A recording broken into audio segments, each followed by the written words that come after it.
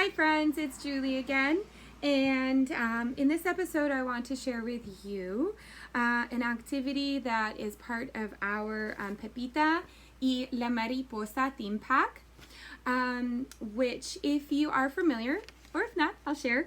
The mini book starts by introducing the life cycle of a butterfly with our Pepita observing through as the days progress how the stages unfold.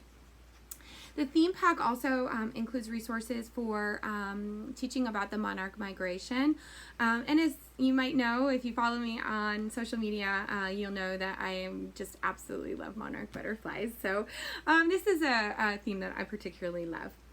So within this theme pack, though, also is a poem, an authentic poem, Vuela Mariposa. And I've been thinking a lot about COVID, right? And restrictions that we are going to have in place, especially for face-to-face, right? So social distancing, no contact, no singing, right? So if you're live with Zoom, you still get to sing. Yay! But if you're face-to-face, you are going to be restricted from singing, right? Our breath going out into the air like that. So I have been thinking and realizing that really poems are a great substitute for singing in class. And I would say that I would recommend poems regardless of whether it's COVID or not, because they are, I feel, a really great way to share culture and language and culture in context with kids. They're just a fantastic resource, more generally speaking. But I also think that, especially like I said, in the time of COVID where we can't sing, they can serve that purpose that singing does for us, which is to build community, right? What is the purpose of singing? It's to build community. It's to reaffirm our social bonds, right? We do something enjoyable together, which I really love. That's the real purpose, the nugget of singing together, right? And so reciting poems together can serve that same purpose. And I think that that's a really big piece of building community. So in this instance, this poem, as I said, is called Vuela Mariposa. I love it because it is concrete. The action of the poem is really easy to replicate via movement, which fantastic. I also love it because it has a lot of repetition, certainly an ingredient that I'm always looking for when I'm searching out authentic resources. And it has a cute little surprise at the end, which is always a lot of fun for kids. And that little surprise is also actually a double nugget of culture. So we'll see that in just a moment. I also think that poems are fantastic over Zoom, right? So the activity that I'm going to share and kind of show like how I would go through it is pretty much the same way that I would go through it if I was doing this lesson on Zoom, which is a great thing for us to keep in mind. I'm really trying to keep that concept going that, you know, just because we're on Zoom, we're thinking about, you know, the adaptations for the technology piece of it, not necessarily the activities and lessons that we've always done or, you know, we've regularly done, right? Those are still good. Our teaching practice is still good. It's just a matter of figuring out how to do it within the confines of a small screen on Zoom. Okay, so I would do this poem maybe, or I do this poem around midway in the theme. I do like to establish a few of the vocabulary words ahead of time. Some of them my kids already know from other themes through the years, but I still like to have this kind of appear about halfway through. And again, the title is Vuela Mariposa, and I like this action for una mariposa y vuela at the same time, right? So Vuela Mariposa. As an aside, this is a really fun greeting activity. I believe it's from Responsive Classroom, or it's inspired from Responsive Classroom, where one kid starts is a variation of a circle greeting. So they have their mariposa flying, and the mariposa does the greeting, you know, hola Patty, you know, or hola Jim, yeah, and then the person greets them back, and then they pass it on. And even if you're socially distanced in a circle, you could still do that, right? You could still do this on Zoom. Kids just say a kid's name, right, and then they say the next kid. good aside, right?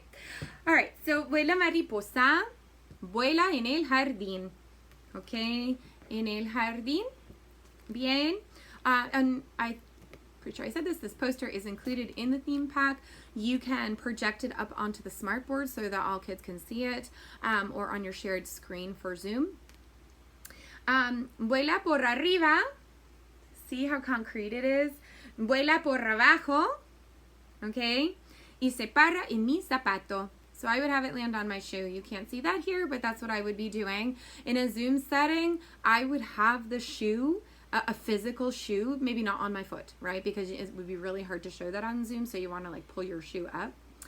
And I might break this down. It's not quite all of it, but just to say, as I'm introducing a poem or a song, I like to really break it down and just do little parts at a time. So I might go, vuela mariposa, vuela. Esta es una mariposa. Sí, es una mariposa. No es un elefante, no es un pingüino.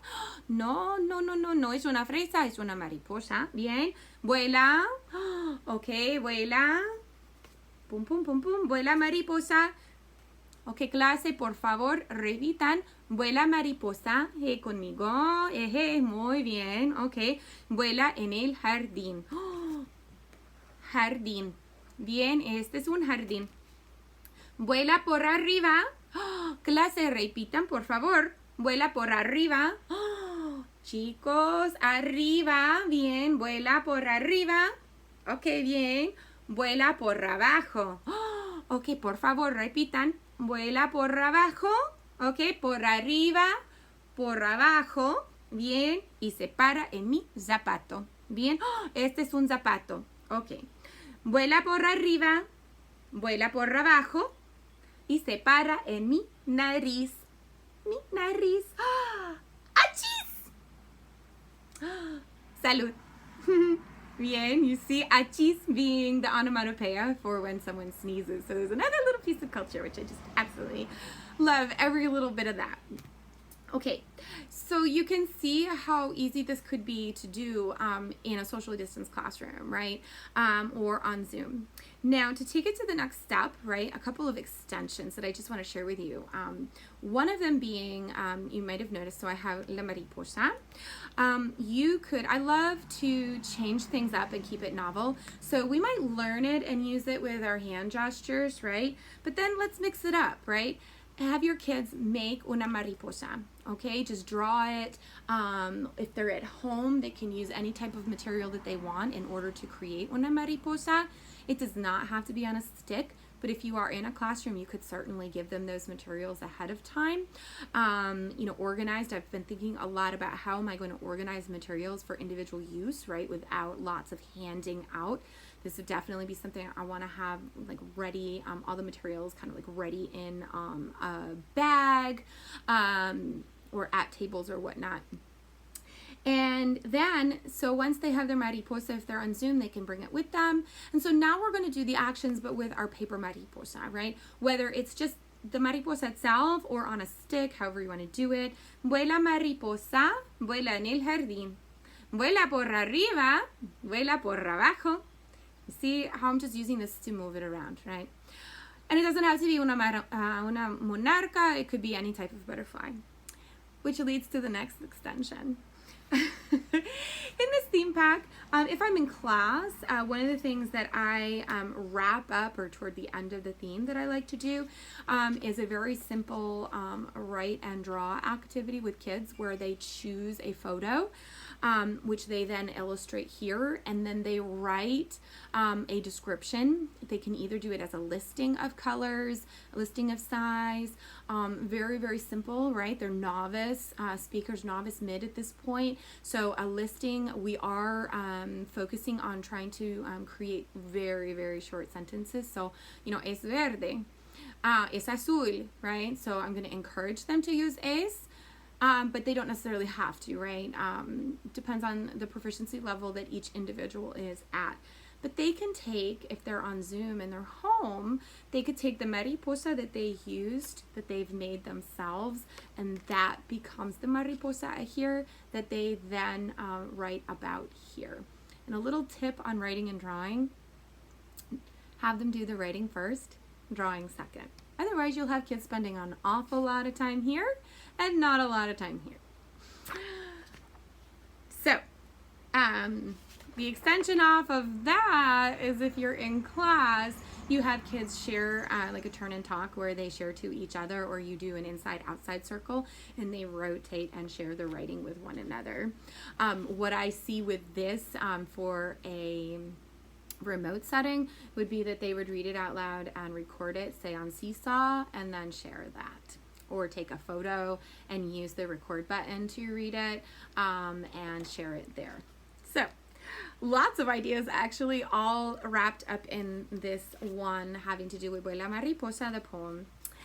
So I encourage you to check out our YouTube library where I am definitely sharing on a regular basis. Be sure to follow us, and I will see you next time. Thanks. Bye.